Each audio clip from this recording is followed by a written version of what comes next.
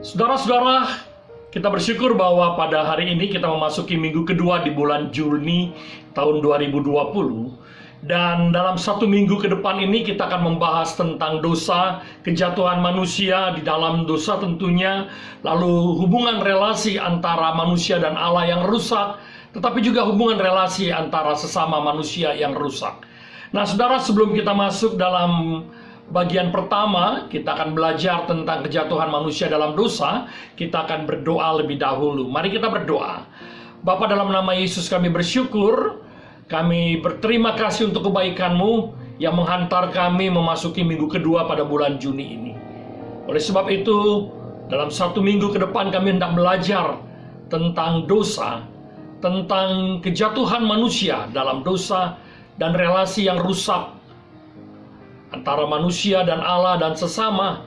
Dan kemudian kami akan belajar tentang pengampunan. Oleh sebab itu kami memohon penyertaan Tuhan di dalam pelajaran kami pada hari ini. Dalam nama Yesus Kristus kami berdoa, amin. Saudara-saudara yang dikasihi, mari kita membaca firman Tuhan dari kitab Kejadian. Kitab Kejadian pasal 23, pasal 2 maksud saya, pasal 2 ayat 23. Kita membaca ayat 23, nanti saya akan mengajak kita untuk membuka Alkitab kita dalam perikop yang berbeda dan nats yang berbeda. Kita mulai dulu dari Kejadian 2 ayat 23, dituliskan demikian. Lalu berkatalah manusia itu, inilah dia tulang dari tulangku dan daging dari dagingku. Ia akan dinamai perempuan sebab ia diambil dari laki-laki. Saudara-saudara yang dikasihi, menarik sekali. Ini adalah gombal pertama Adam, saudaraku. Gombal pertama di dunia dari seorang laki-laki kepada seorang perempuan. Jadi kalau sekarang banyak laki-laki gombal, ya karena sudah dari sononya, saudara. Adam sudah menggombali Hawa ketika ia pertama kali berjumpa. Cinta pertama, pandangan pertama membuat kemudian ia jatuh cinta dan ia berkata, inilah dia tulang dari tulangku dan daging dari dagingku. Lalu apa yang terjadi, saudaraku? Kemudian ketika manusia itu jatuh dalam dua, Kejadian pasal 3, saudara tidak dapat membaca Kejadian pasal 3, kita akan melihat bagaimana kemudian manusia itu jatuh dalam dosa. Dan setelah jatuh manusia itu dalam dosa dan memakan buah pengetahuan itu, saudara, yang dilarang oleh Allah. Mari kita lihat ayat berikutnya.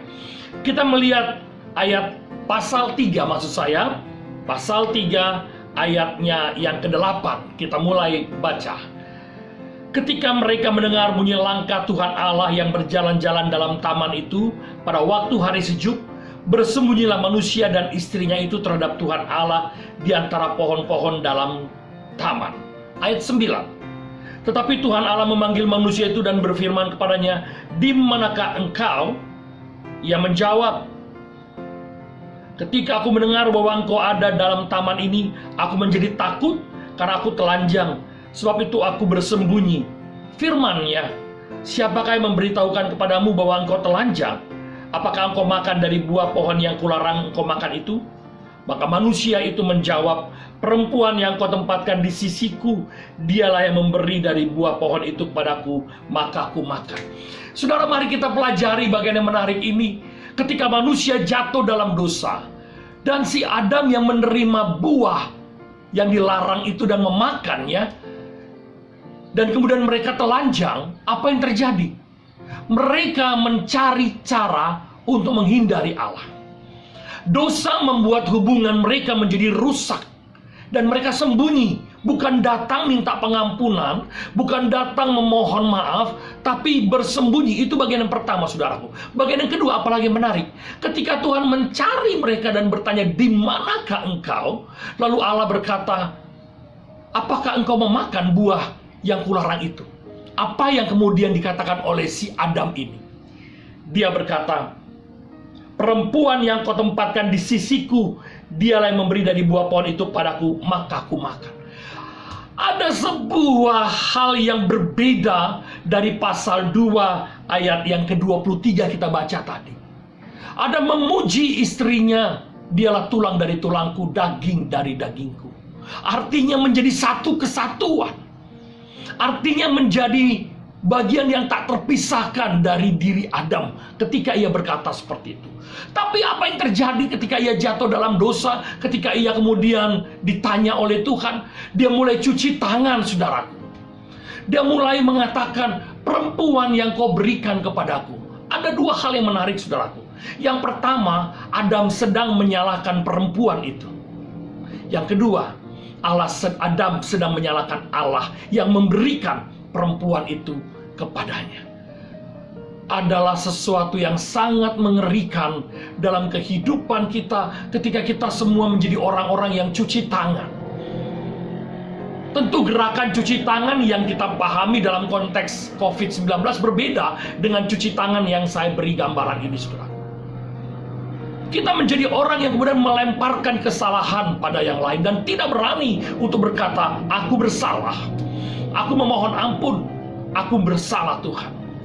Sebagai seorang pria yang tadi berkata, dialah tulang dari tulangku, daging dari dagingku. Seharusnya berani juga dan gentleman berkata, aku bersalah Tuhan, karena aku tidak bisa mendidik istriku.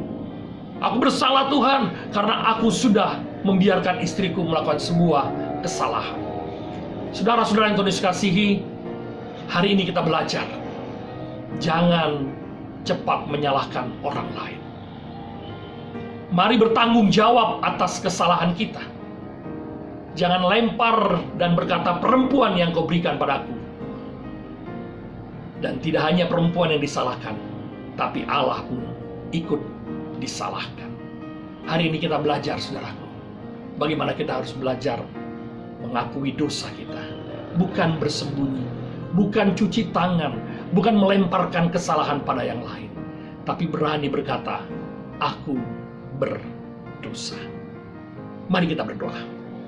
Bapa Surgawi, kami bersyukur untuk firman-Mu yang mengingatkan pada kami bahwa kami orang berdosa, dan harusnya kami berani mengaku di hadapan Tuhan, bukan malah sebaliknya kami sembunyi, lari, dan menyalahkan orang lain, bahkan menyalahkan Tuhan.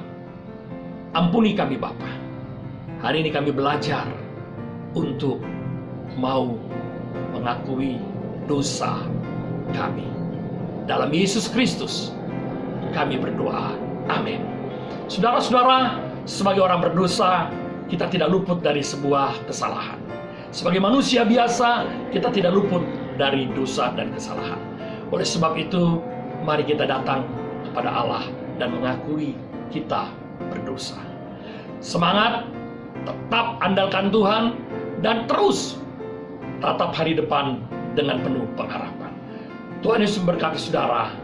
Amin.